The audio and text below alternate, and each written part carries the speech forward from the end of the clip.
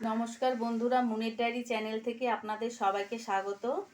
দেখুন এখানে বিট রয়েছে, আপনারা সবাই জানেন। এই যে বিট ছুলে নেওয়া হয়েছে।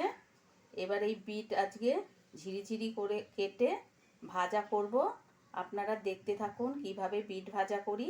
বিট ভাজা তো অনেকেই খায়, কিন্তু আমরা একটু অন্যরকমভাবে করি। একদম ঝিরিঝিরি করে কেটে নিই, তারপরে দেখুন কিভাবে করতে থাকি। দেখুন বন্ধুরা, বিট কাটা হয়ে গেছে। দেখুন একদম ঝিরিঝিরি করে কাটা হয়েছে। এবার আমি ভাজবো। একটা কাঁচা লঙ্কা দিয়ে দেব সাথে।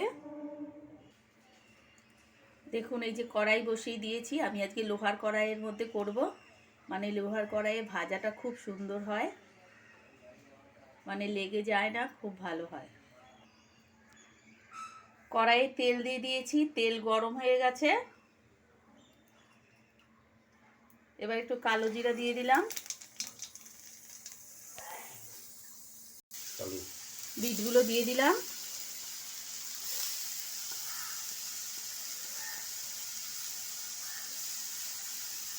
একটা কাঁচা লঙ্কা দিলাম।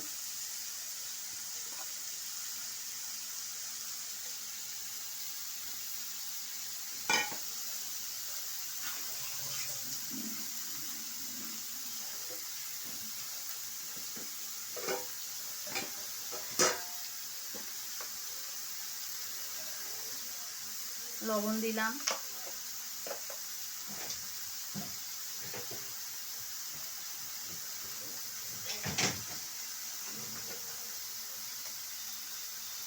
হলুদ দিলাম।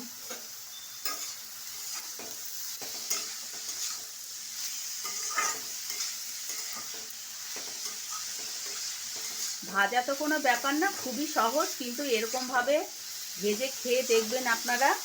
একদম ঝিরিঝিরি করে কাটতে হবে, মানে পুরো মজে যাবে।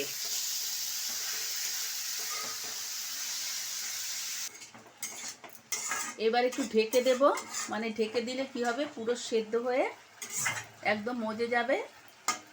তারপর সেদ্ধ হয়ে গেলে ঢাকনা খুলে দেব। এখন একটু আমি ঢেকে দিচ্ছি। ঢাকনাটা খুলে আবার একটু নেড়ে দিলাম। দেখুন বন্ধুরা, কত ঝিরিঝিরি করে কাটা হয়েছে। যদিও আমি কাটিনি, আমার শাশুড়ি মা কেটে দিয়েছে। আমার শাশুড়ি মা খুব সুন্দর করে কাটে, আমি এত ঝিরিঝিরি করে কাটতে পারি না। ঢাকা খুলে নিয়েছি। দেখুন ঢেকে দেওয়াতে একটু জলও বেরিয়ে গেছে, মানে সেদ্ধ হয়ে গেছে মোটামুটি। এবার জলটাকে শুকালে আস্তে আস্তে মজে যাবে। মানে এরকম করে করে খেয়ে দেখবেন, এত ভালো লাগে, একদম মজে একটুখানি হয়ে যাবে।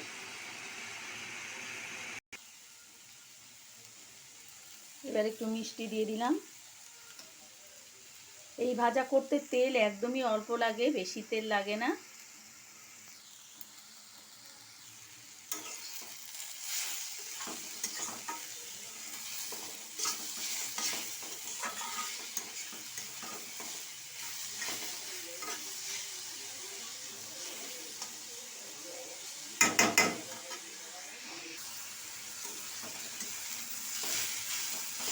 আরও হবে বন্ধুরা, আরও অনেক মজবে।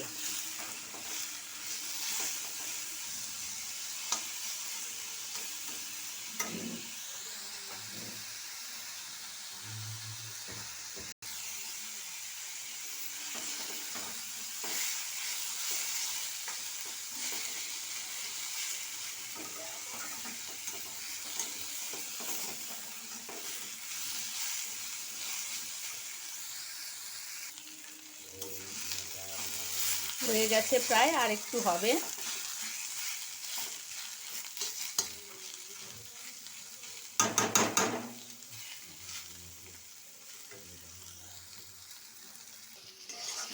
হয়ে গেছে বন্ধুরা, নামিয়ে ফেলবো। দেখুন মজে কতটুকু হয়ে গেছে।